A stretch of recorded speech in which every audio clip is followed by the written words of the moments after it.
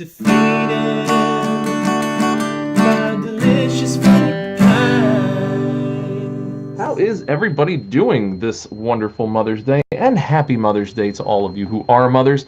And if you're not a mother's or you're just a mother something, happy Mother's Day to you too. I'm really excited to have everybody here today as I, again, play with this weird system that I have going on. And again, feel free to send questions in the chat. You can always email us at defeatedbydeliciousfruitpies@gmail.com. You can, as always, send us messages on Facebook. We are Defeated by Delicious Fruit Pies there. And on Twitter. Yes, I use Twitter. I know it's a terrible thing.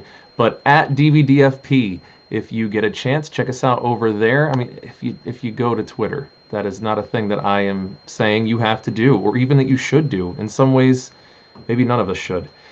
So, I am NEDTJ, Ned the Janitor, otherwise known as Eric, for all of you who know me outside of this, but I do feel the need to discuss a couple of things. Number one, we are past 500 subscribers. So last week when we were meeting and we were talking, we were already at, I think, like 200. I think I might have done that 270 subscriber video, and while I was doing that, we pushed over 300. So that was pretty nutty. Thank you for everybody's support.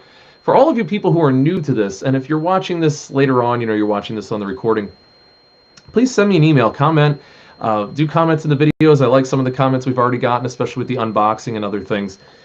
But let me know, why is it that you have jumped on to DBDFP? Have you been looking around? You just were browsing? How did you find us? And when you found us, what made you stay? So I'm really excited about all that. And as we continue to grow, if we push past that 1,000 subscriber mark and we get that 4,000 hours of view time, we will start to be able to do more and bigger things with the channel. But I want to just recap a little bit from what we had last week, which was the contest.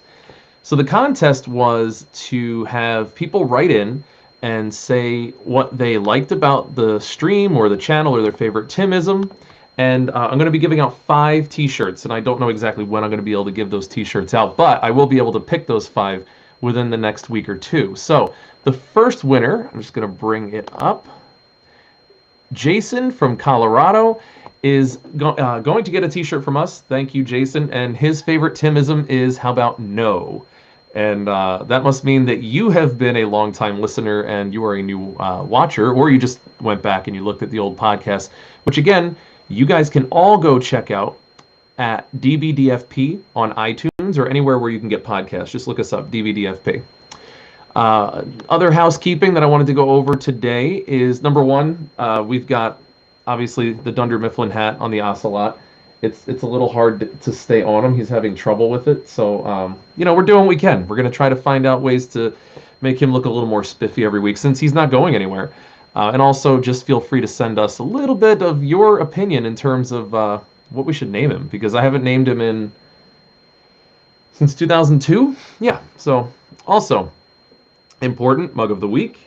This is Cthulhu. This was a gift from Chris of the crew, and thank you. I appreciate it as always, and it is nice to drink out of an elder god. I don't know if you've drank from the skull or the whole body of an elder god, but it's terrifying. I think that's really what wakes people up, is that, and if you're listening to this on the podcast, it is a mug that is shaped like Cthulhu. I got to do a little bit better, I know, about trying to say things so that when you're listening you can hear it. I'm just so used to doing live streams of video these days that it's a lot easier for me to lose sight of the fact that people might be listening and they can't hear. So the Ocelot has a Dunder Mifflin hat on too, so if you couldn't catch that before. So all right, that's the housekeeping. Let's get right on to the topic of the week. And one of the things that I think is really important for Defeated by Delicious Fruit Pies to do is to not be, and I was talking about this earlier today, not to just be part of the white noise of capturing what Kotaku says or Boing Boing or Gizmodo or whatever they said. And I know that we fell into that trap a little bit in the past, but we were always trying to kind of talk about things that were timeless and referencing our favorite movies and books and comic books and things and video games from all decades that have had them. Like those video games from the 1930s, but we really are trying to be timeless in what we do. So I'm trying to be staying in that vein when I go over things. So while I will go over things that are relevant and current, I'm going to be talking about them at least from a different perspective, so as to not be just more of the same. I don't want you to be going to, RGT 85. I mean, I want you to go there, but like not just there. And you can go to the Quartering and not just there, or exclusively games, but not just there. I don't want you to go to all these places and hear the same thing that you're going to hear from me. I would really like for us as a channel to be talking about something that can keep the interest of everybody all the time, so that if you were catching us in a year, which, hey, by the way, if this is a year in the future and you're watching us right now or listening to us, I'm saying hi from 2019, and I want you to be able to see value in this video a year from now, the same as you can if you're watching this right now live. I want that to matter, and I want it to be relevant. And so a lot of the topics and things that we're going to talk about are not just going to be like, what are they doing at E3 this year? Like, I know, but I'm not going to talk about it. And there's a lot of things I want to talk about, but I'm not going to, because you can see them from other people who have well-established channels, probably more connections, and probably a lot more time to talk to the people who are in the developer seat. So this is going to be a little bit more just general entertainment from that kind of thing. And especially I wanted to explain this to people who are new subscribers, since there are many, and a lot of you don't know who I am, and you don't know how we've done things before. You might have just stumbled on one of our Ancient Alien Pies videos, or the David Attenborough, which I know Caroline hates when I say it that way, videos, and so you stuck around, and I appreciate that. But I just want to give you a heads up as to how we're doing things here at DBDFP. So the Valve apocalypse. Why does Valve suck? Kind of. Valve sucks for not making a third of anything, for not really getting into series, and I say that sort of in jest, because obviously they don't suck. They're obviously a very good studio. They've made some great games, and I pick on them because people have wanted third versions of their games, or third types of games, forever. Like whether it's Portal, or it's Left 4 Dead, or something like that. We just want more. Like, why can't we just play more, or more campaigns? Like Coldstream was great in Left 4 Dead 2 because it was a fan-created level that they just took and made it not only for the computer that you could play it, but also on consoles, and they migrated that. And that was awesome. But it's been years and years. I looked at the last time I was just playing Left 4 Dead 2 with somebody who will be with us next week, and I will announce more of that later in this episode. But I told him, I was like, the last message that they had was from like 2012 on that game, and that means the game it's getting up there. I mean, it's like a 10-year-old game, and it's great, and I love it, and I like to play it, but there have been consoles since then, and not that everything has to be graphically great to be a great game, as I look at my NES, but for those of us who are real zombie fans, whether we have zombies that are actually USB sticks, or we get pop things from The Walking Dead for birthday presents, or we spend exorbitant amounts of money on models from Doom, or just some of us that maybe take it to the next level, and even we play playing cards that are zombie themed, or when we snuggle up with a good book at night, or we get them for our birthday, they're related to zombies, zombie culture, zombie psychology, or just Dead Jack and the Pandemonium Machine, or whatever that one is. I love Dead Jack, but read both of them. I'm a villain in one of them. Bet you didn't know that. So we might be a little bit into the zombies and the zombie games, and that's a thing. So what I think is important about this is to say that there is a desire for those of us who have liked zombies and zombie-related material forever. Now, I'm not saying that it's as big as the market was in, like, say, 2010, when it was, like, exploding and it was everywhere, and that was what everybody was trying to get on, was, like, the zombie bandwagon, which we all knew, sadly, was going to come and go, but, dem's the brakes. What I'm saying is, Valve had an opportunity for the last at least 4 to 6 years to not cash in, but yeah, kind of cash in, to make something out of the fact that there's not really anybody else making a game quite like Left 4 Dead. And now all of a sudden I'm seeing a lot of these 4-player co-op dungeon crawler or zombie-esque kind of games. Like there was the GTFO trailer, which, I don't know, looks okay. It looks exactly like Left 4 Dead, but with like weird alien tentacle things, which that's never good to have, tentacles. But then you have what I will get to now, which is The Walking Dead. So what's the deal, or World War Z? What's the deal with World War Z? Why did I want to talk about World War Z here, and what can we do about it? So World War Z is a consequence of them not making more Left 4 Dead games, or not allowing more Left 4 Dead games to be made. And why do I say this is a consequence? Well, first of all, World War Z as a movie was an abomination. And I don't mean it was an abomination because it was a zombie movie and all zombies are abominations. I mean it was an abomination of a zombie movie. The people were insects. They were not zombies. The instantaneous transformation from getting bitten and to becoming a zombie was just absolutely obscene and ridiculous, and doesn't follow even like the most ridiculous super high speed viruses models that we can come up with from, like, some kind of super SARS or something. It doesn't work that way. There would be at least a 72-hour incubation period. And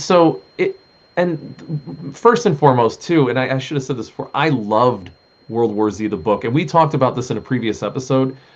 Chris and I both, we loved the book itself, the storyline and everything, and the pacing and the slow zombies, but the imminent danger, the fact that like society fell apart and broke down in the way it did so quickly, so surprisingly, but in ways that really make sense. And then how they started to turn the tide with things like propaganda and training people to just be more careful and reigniting the survival instinct in the people that made it. Like, there were some great stories to be told, and in a movie format, it was literally handed to them to make this amazing movie. And then I said this last time, like, they gave us Brad Pitt. So what about World War Z, the game, makes this okay? Because who cares about the movie? The game didn't have to be like the movie at all. The game is Left 4 Dead 3. I mean, it is, honestly, like, look, and let me go over a couple things. This is not a game review. I'm not doing this as a game review. I'm doing this to say that this is, I just want to explain to you what I mean by, like, this is clearly Left 4 Dead 3. In World War Z, there are zombies that wait and hide in corners, and then when you run by, they run up and jump on you, and you can't get off. You can't get them off of you. You have to have somebody help you. There is a big tanky zombie that runs up at you, charges at you, and then pushes you over and over again in your face into the ground, and you can't get out. Somebody has to help you. Okay, this is like really ridiculous because it's kind of a hybrid of two different zombies from Left 4 Dead 2.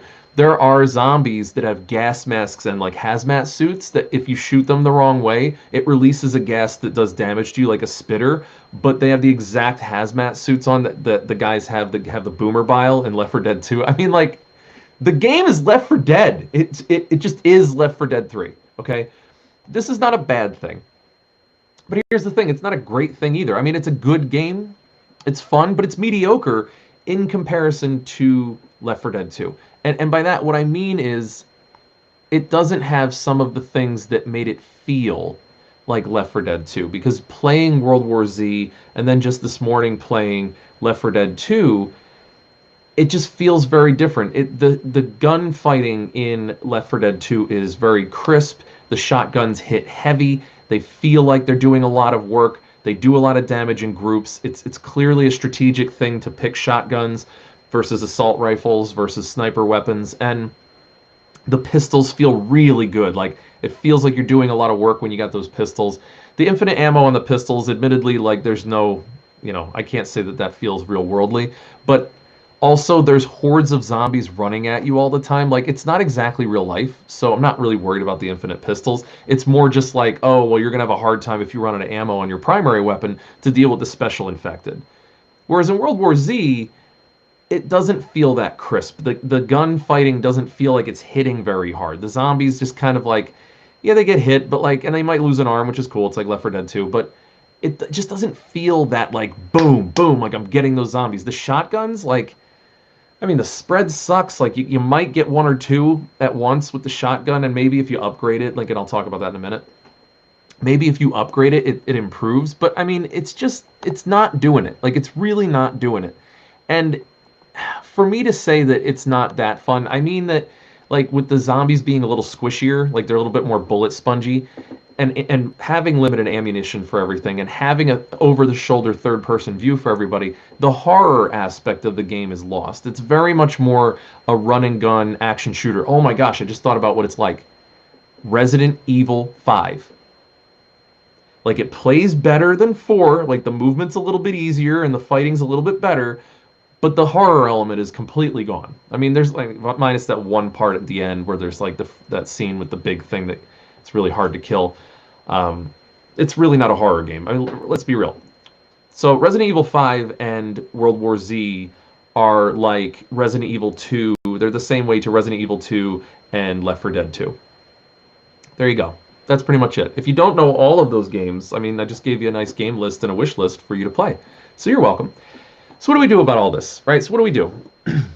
I have a suggestion, and I know all of you who have just subscribed, you're going to tell your friends that work at Bethesda and that work at Valve, and we're all going to get together and they're going to not talk to me ever about this. So here's the deal. What would make sense to me is if Valve did like what Bethesda did with Fallout New Vegas. Now, trust me, I'm not trying to make the case that Bethesda has its act together, because we all know Fallout 76 is still a thing, and the Rage 2 Rage war that's going on right now, as of, let's see, this is May 12th. So if you can go back and look at some of the article reviews on that, yeah, it's a little spicy. But I'm not saying that. But what I am saying is that Obsidian did a great service to Fallout fans by making a Fallout game in between games that Bethesda was focused on making that weren't necessarily Fallout games.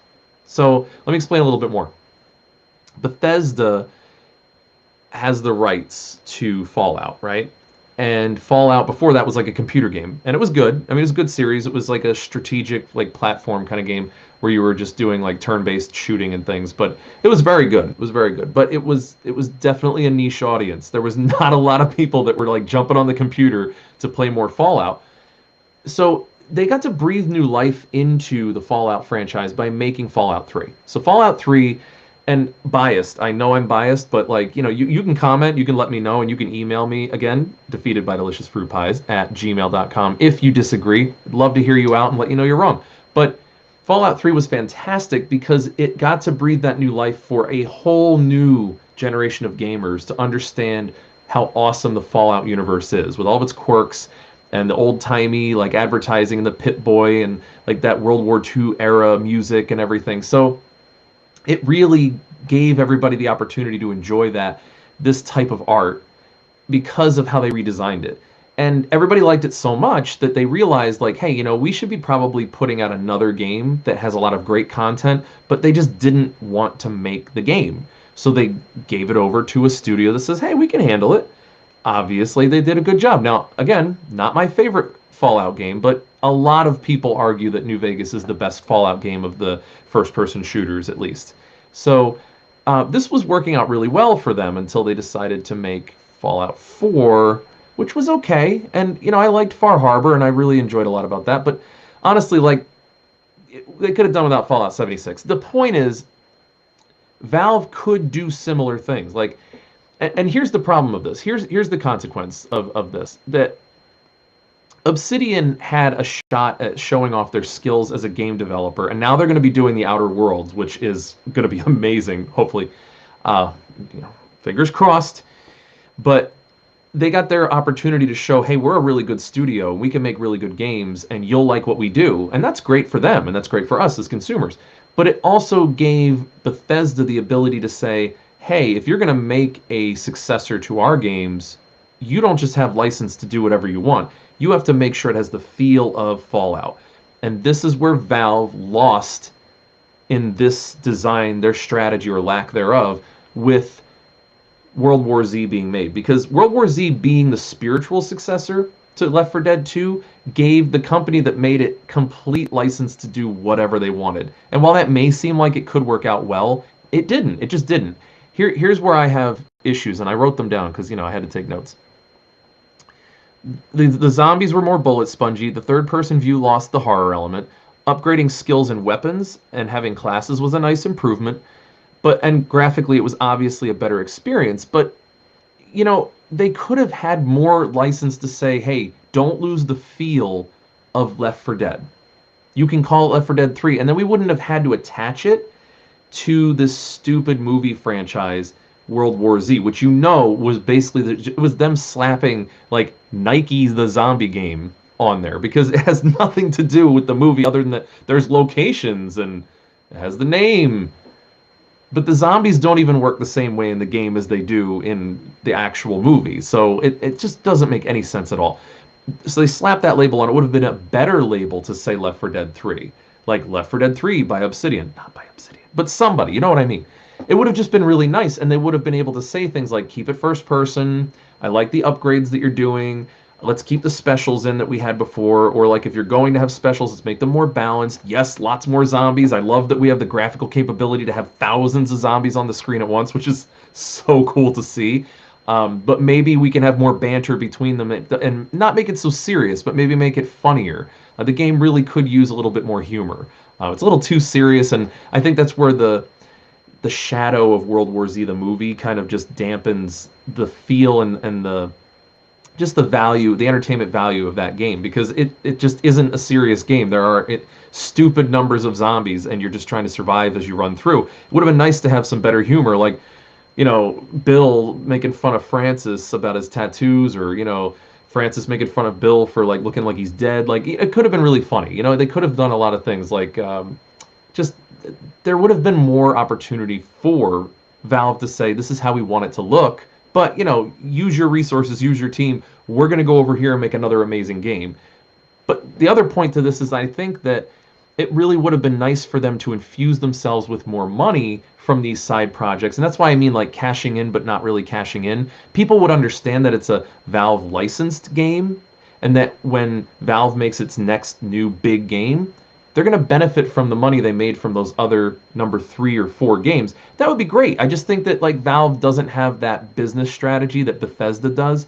And while Bethesda, I think, takes it a little bit too far by trying to, you know, monetize repair kits, or trying to, like, you know, sell you parts of a Pip-Boy and tell you, just put it together. It'll only take 20 hours. And the instructions make no sense. I've put IKEA furniture together, and I cannot get this thing. Like, how is this helpful? How is this helpful? So Bethesda has some things wrong with it, and they maybe could use a little bit of Valve's help on that. But you know, to wrap up the whole talk, because I know this was a deep dive on zombie games, but again, like, you know, like I said, I have some thoughts. I have some thoughts on zombies. I just think that it would have been good for them to have cashed in on this, and it kind of is too late now because the spiritual successor's been made. Nobody's going to want to make another 4-player zombie co-op. I mean, they will, but not a great company will want to do that. And honestly, I already just spent the money on World War Z. I'm not going to buy another Left 4 Dead. So that's been the topic of the week, and we will move on to the best of the rest. So, oh, and also let me just check the chat real quick. I want to make sure that we've got everybody is heard. It's so weird to have this, like, this whole platform is so odd. So I just, you know, like, I apologize if I'm not seeing your comments. I'm trying to see, like, what it is that's going on here. But, and I also realized this is a different stream, because I had to literally create a different stream to make it work, because what I had done before, I guess I scheduled it before I set up this studio information. And so it didn't allow me to use the same episode. So I'll do that later. But all right, so again, shout out if you want to, and I'll read your comments. I'm going to go through the best of the rest. I'll read your comments after I get through these points that I want to make. So best of the rest, point number 1, and this was brought to us by next week's guest. Tool is coming out with a new album in the summer, and that's amazing. If you have not heard the band Tool, the lead singer was the lead singer of A Perfect Circle.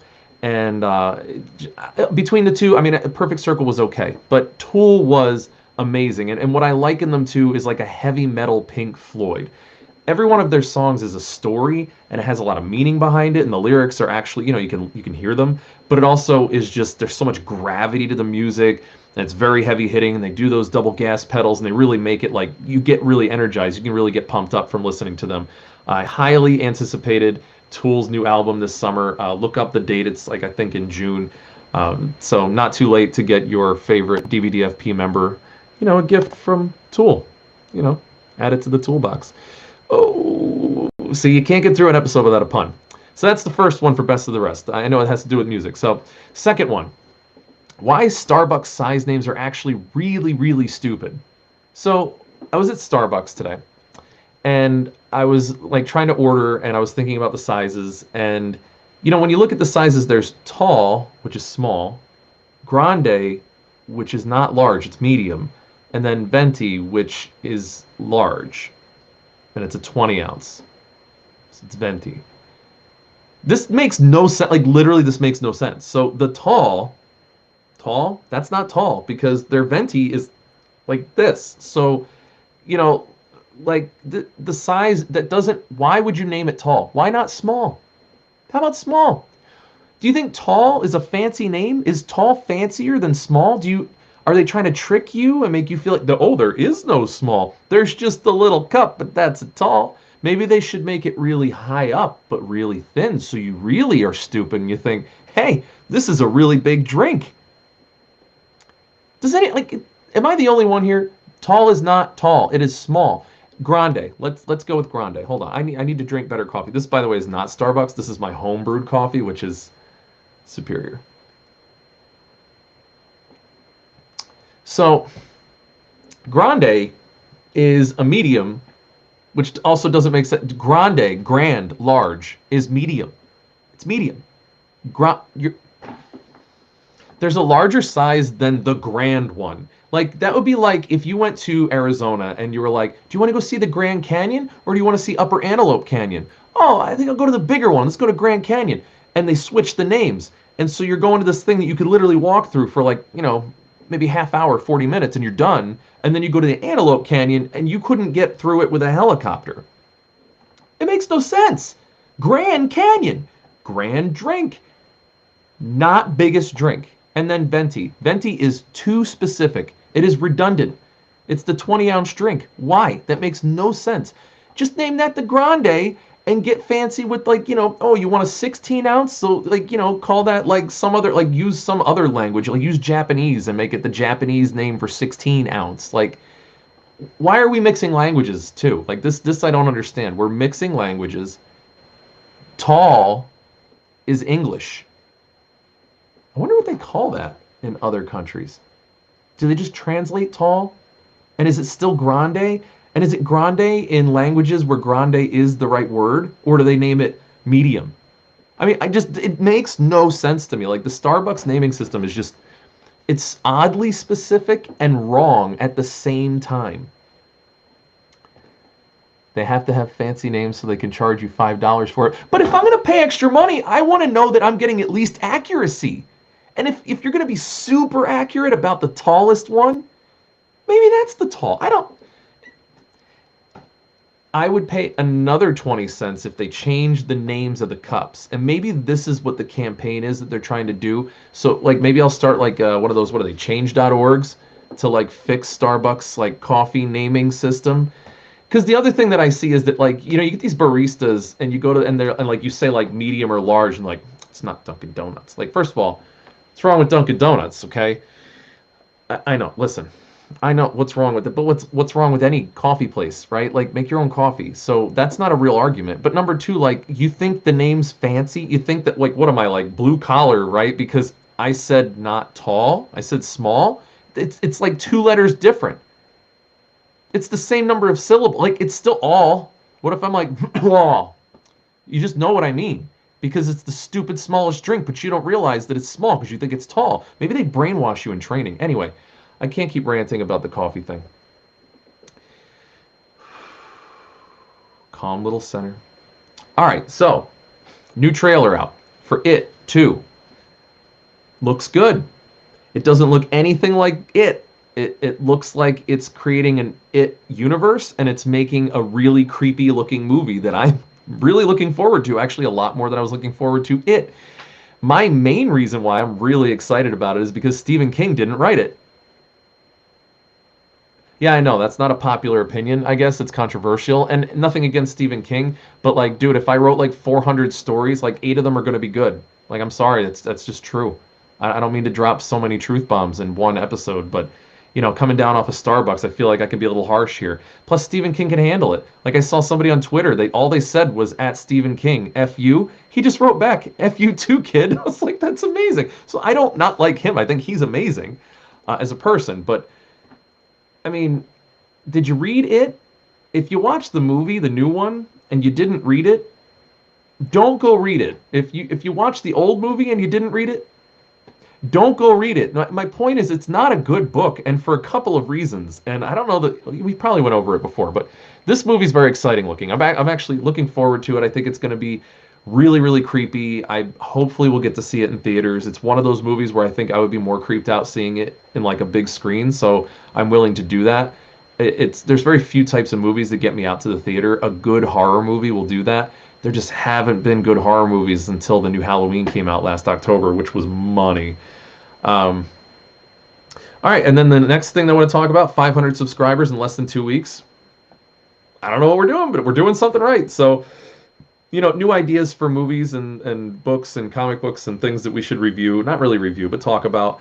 I do like to deep dive on things, and I'm going to have guests as soon as I can get the stupid interface to work properly next time. It looks like I honestly could have done it this time just based on what happened here. But yeah, like give us some ideas. Let us know what you like. Comment in the videos, comment below here. I will be re-uploading this. I'm going to download it, and then I'm going to put some edits in and put it down as a regular video and make a playlist for previous episodes so that you can go back and you can watch them again. Or you can just if you're at a party or you're hanging out or you're in a car and you want somebody to listen to hey, like what this guy's talking about, then just comment below. I'd like to know what else you'd like me to talk about, what you'd like us to talk about, what guests you would like me to have on. This was always designed so that people who listen and people who watch can come on as guests. That was always the plan, was always the design. Obviously, there's got to be some vetting. We don't just want like nutty stuff going on. Well, I mean, we do, but like not the wrong kind of nutty. So we'll do a pre-interview, we'll talk, and we'll get you on. So that I talked about contest winners, and that brings me to my announcements for next week. Next week, we are going to have Colin on. He is a longtime listener, I think. I don't know if he is. If he's on here, he can comment. But he's been on. He's been listening for a while.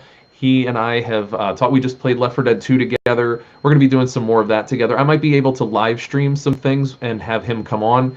His commentary is hilarious. He's really, really funny. He's got great opinions on things, and he understands the nerd culture. So, yeah, really excited to have him on next week, as long as I'm not too much of a boomer and can get this stuff to work. And, yeah, I'll have more contest winners for everybody next week as we go forward into the Nerdverse. And if there's anything else, just throw that into the Q&A real quick as I run out the time for this week. Happy Mother's Day to everybody who was able to join us for our lovely evening together and talk about Cthulhu and all things zombies. And if there's a topic, if there's something that's not necessarily a movie or anything, like I was gonna do Reanimator, but I just talked about it a little bit, but I'm just really excited because it was actually just great to watch it again. But if there's a topic or if there's a specific thing that you'd like to see a deep dive on that maybe you haven't seen before, maybe there's a movie that people have done reviews on, but you're kind of like, that kind of towed a line, or that was really just kind of like milk toast or whatever. Like I'm fine to do really in-depth reviews of things or talk about things or do formal conversations or maybe grab an expert from something in literature or whatever to discuss it. Maybe we'll get some old guests on here to talk about some of that stuff. So, just let me know in the comments, or like, again, if you're watching this afterward, just go into the comment section, throw that in there. I read them all, or email us defeatedbydeliciousfruitpies@gmail.com. Also, you will hear this on iTunes by probably Monday, but not right in the morning. So, all right, that's everything that I've got for this week. Thanks, everybody, so much for coming on and for listening and watching. And thank you to all my new subscribers and old subscribers alike. And we will see you again next week with less technical difficulties. See you next time. My delicious